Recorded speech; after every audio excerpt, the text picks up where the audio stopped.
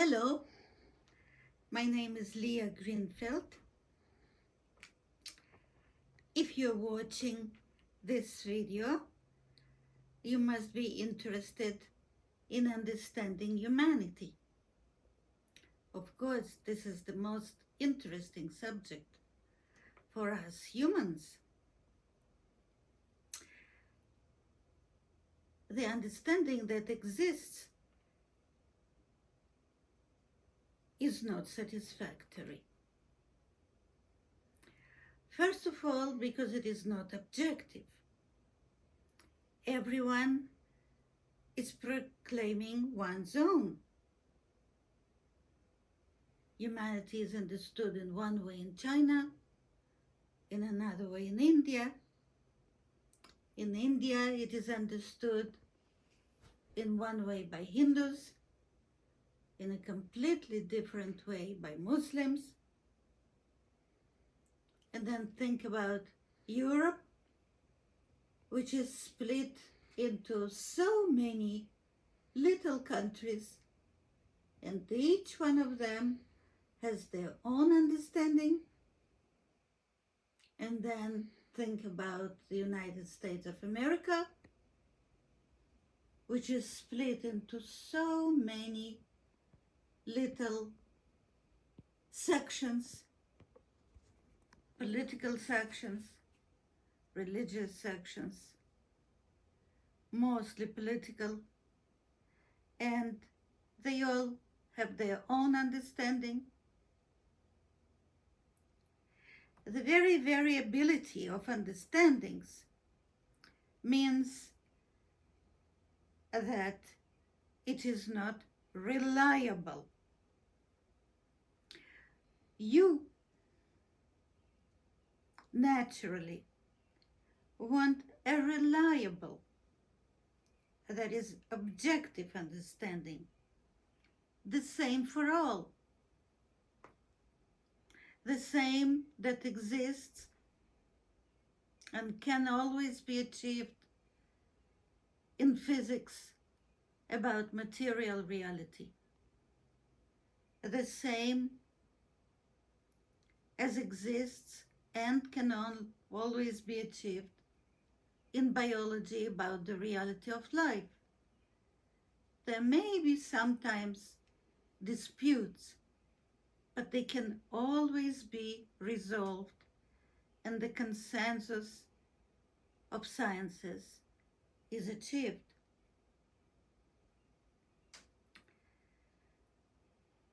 So if we think about those two examples, physics in achieving one reliable, shared, objective understanding of matter, or biology that has developed one reliable, objective, shared by all the specialists understanding of life, we need a science of humanity analogous to those two sciences. Such a science does not exist today. And I would like to dedicate this first talk to reasons why such a science does not exist today. And then proceed to developing this science of humanity. To begin with, science is a very recent phenomenon. The objects of our scientific interest, matter, life, humanity, have existed as long as humanity itself existed. So probably for at least 10,000 years. Humanity in itself is a recent reality. So those objects of our interest, which form different elements, different and always present elements of human experience, matter, life, and ourselves, that is humanity, those objects of interest existed as long as we have existed. But for most of this period, there was no way of satisfying them, of achieving a reliable, objective understanding. So all the understandings that were attempted were subjective, relative to particular cultures and to particular material interests of the people who tried to understand reality. Those understandings were achieved by the means of speculation. That is, people thought and tried to figure out how things work, but all they had to do that, to achieve that, they had the intelligence and beliefs. And so they worked with what they had, nothing else. Science, in distinction to such speculations, is a very particular activity, very particular mental activity, very particular way of thinking. Its difference from speculation is that it uses logic and it is applied only to what is empirically accessible, that is, what exists. Now let's think, what does it mean, empirically accessible? What does it mean, empirical? This means, from the Greek root of the word empirical, this means experience. What is experienced? What is the object of our experience? Our meaning human. So empirical knowledge is the knowledge of what we experience, what we see, what we hear, what is a part of our experience. Now, science, unlike many speculations, is not trying to reach beyond experience.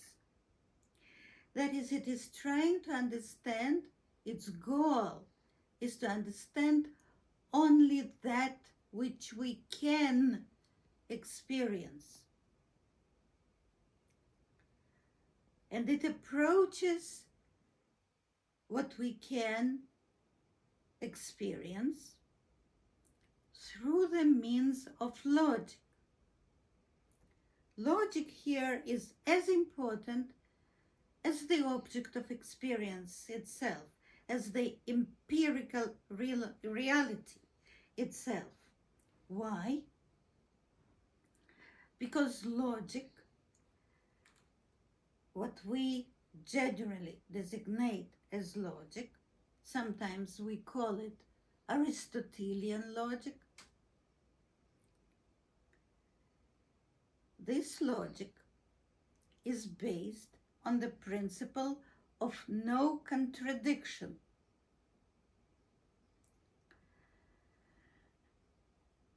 This principle means that a thing cannot be and not be at the same time.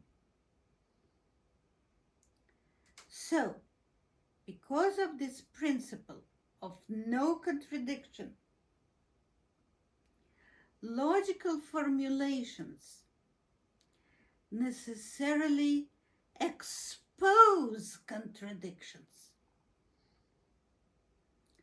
So a logical formulation of understanding, let's say our explanation of some empirical phenomena, whatever they are, states logically an explanation of why this thing exists. When we apply this formulation, it must be strictly logical. When we apply a logical formulation to empirical data about the thing that we want to understand, the empirical data immediately exposes us to contradictions to our explanation. If our understanding is rough, if it is not complete, if there are faults in it, we would immediately see those faults, and then we would expand it. Of course, there are some formulations, logical formulations, that are so strong in the sense that they explain whatever it is they want to explain so perfectly that for a very long time we may not find contradictions to those explanations. Those would be very, very strong formulations and very strong understandings.